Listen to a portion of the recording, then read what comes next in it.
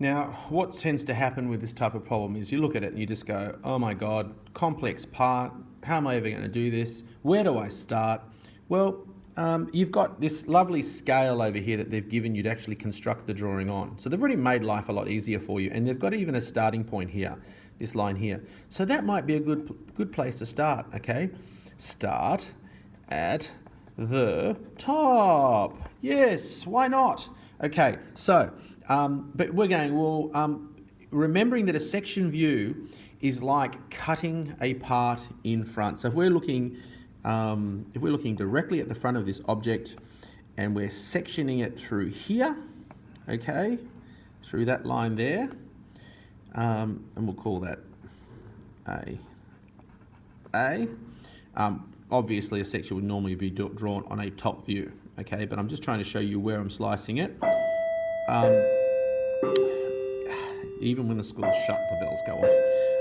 Okay, we would be slicing through that line. You can imagine that if we took a big knife, okay, see, I didn't waste all those years at art school, and we were cutting through this line, we're going to end up with something that looks something like, and I'm just going to do it very, very roughly, okay, it's going to look like that, and it's going to have a top, and there's a chamfer. Chamfer, I'll explain in a moment when we start doing this top view, and the chamfer is actually where you've cut off those corners. And you know that there's a threaded hole here, and the hole goes all the way through. So at the top here, it says here that we have an M6 by 1, which means it's a 6mm threaded hole with a pitch of 1. And so we know that we have a pitched hole going down into this device, and then we've got in the bottom here, it says hole of 5, so it gets narrower somewhere, okay? And so we would have some thread lines there that would stop at some point in time, and then the rest of the hole goes through, and then any part that's been sectioned, if we're not looking at rods or webs or screws, etc., it gets hatched, okay? So you would actually be able to, if you were doing this properly, put a ruler down, and you would be able to hatch at 45 degrees through this whole thing, okay? And we know that with thread lines, if there's no screw in the thread line or bolt, you would hatch across those thread lines, okay?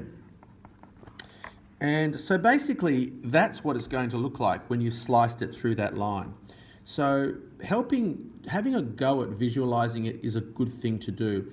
Admittedly, even if you're not 100% certain of how it's going to look, you could just start at the top and work your way down. If you're saying, oh, I just can't visualize what it looks like when I cut into it. And there's still some questions. We don't know how deep that thread is going to go inside, because a thread would be, you'd have a thread line, and you might say, well, how wide are these thread lines as well? We're going to discuss all of those issues in the next video, but it is handy, if you can, to get a rough idea of how it's going to look when you slice into it, okay? That doesn't need to be step 2. You could just start at the top and start working your way down, and the picture will reveal itself more than likely, but certainly trying to think about what it's going to look like when you chop it in half using the information that's written all around here is going to be really handy. But we're going to now, in this next video, work our way from the top to bottom, maybe in a few steps and a few videos, and get an idea of how we would complete this problem.